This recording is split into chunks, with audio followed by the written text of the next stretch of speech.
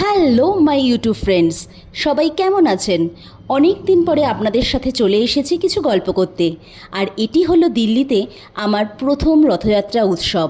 হ্যাঁ, আজকে ভিডিওটা খুব ইন্টারেস্টিং হতে চলেছে, তাহলে লাস্ট অবধি অবশ্যই থাকবেন এবং ওয়ান্ডারিং চৈতার পাশে থেকে তাকে সাপোর্ট করবেন, তাকে সাবস্ক্রাইব করতে কিন্তু একদম ভুলবেন না। ওয়ান্ডারিং চৈতাকে বন্ধুদের সাথে শেয়ার করে তাদেরকেও ভিডিওটি দেখার সুযোগ করে দেবেন। তাহলে চলুন দেখে নেওয়া যাক। চলে নিবাসায় নিত্যায় পরমাত্মানে বলভদ্র সুভদ্রায়ম শ্রী জগন্নাথায় নমো নমঃ। শুভ রবিবার বন্ধুরা, আশা করি সবাই খুব ভালো আছেন।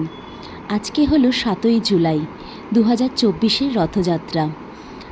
এবারের রথযাত্রা আমি পালন করলাম দিল্লি শহরে, আমাদের বাড়ির খুব কাছেই হসখস জগন্নাথ মন্দিরে। দেখতে পাচ্ছেন আমরা সপরিবারে চলে এসেছি হসখসের জগন্নাথ মন্দিরে। বিশাল ভিড়, এখানে ভক্তদের ঢল নেমেছে। প্রায় সারা ভারতবর্ষ থেকেই ভক্তদের ঢল নেমেছে এই মন্দিরে, কিন্তু মন্দিরের দরজা কিন্তু আজকে ভক্তজনের জন্য বন্ধ। কারণ হলো প্রভু সেখানে সজ্জিত হচ্ছে রথে উঠে মাসির বাড়ি যাবার জন্য, তাই ভক্তদের তো একটু অপেক্ষা করতেই হবে জগন্নাথ, বলরাম আর সুভদ্রার সুন্দর রূপটি দেখার জন্য। তারা রথে কি বেশে উঠে মাসির বাড়ি যাবে এবং ভক্তদের আশীর্বাদ দেবে। জগন্নাথ অর্থাৎ জগতের নাথ।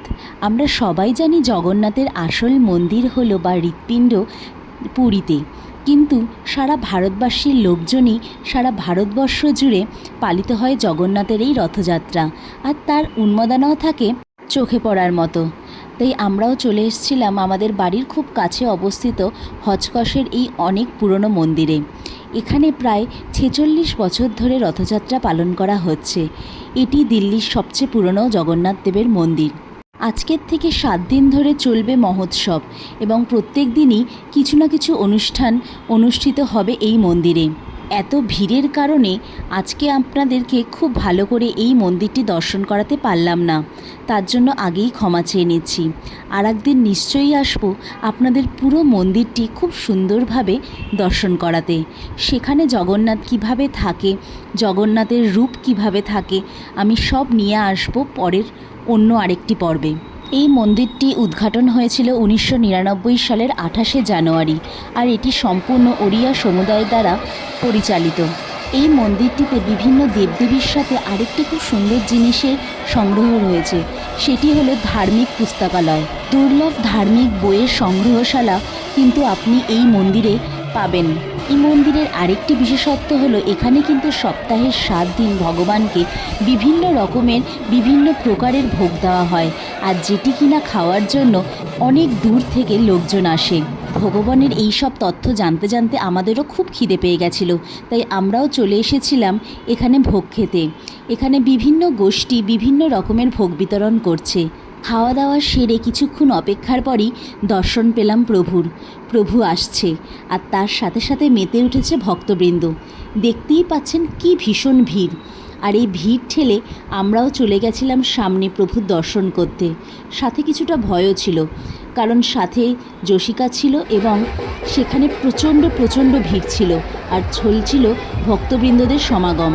তাও এরই মাঝখানে আমিও আমার পুরো পরিবার রথের দড়ি টেনে ভগবানের সেবা করার সুযোগ পেয়েছিলাম।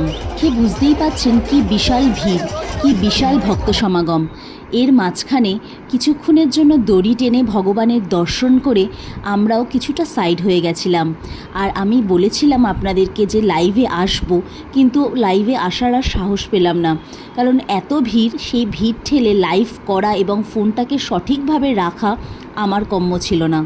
তাও যতটা পেরেছি আপনাদের জন্য দিল্লির আমার এই প্রথম রথযাত্রা তুলে ধরেছি। আমার সাথে সাথে আপনাদেরও দেখার সুযোগ করে দিয়েছি জগন্নাথ দেবকে, বলরামকে আর সুভদ্রাকে। তাহলে আপনারাও আমার সাথে ভগবানকে মুগ্ধ চোখে দেখুন এবং তার আশীর্বাদ নিয়ে নিন, এবং সবাই মিলে বলুন আপনারা জয় জগন্নাথ, জয় বলরাম, জয় সুভদ্রা। দেখতে পাচ্ছেন কি বিশাল ভক্ত সমাগম হয়েছে, কি বিশাল ভক্তদের সমাগম হয়েছে এই জগন্নাথের রথযাত্রায়। এটি হলো হচকসের 46তম রথযাত্রা। আমার ভিডিওটি যদি আপনাদের ভালো লেগে থাকে তাহলে অবশ্যই লাইক, শেয়ার এবং সাবস্ক্রাইব করতে ভুলবেন না।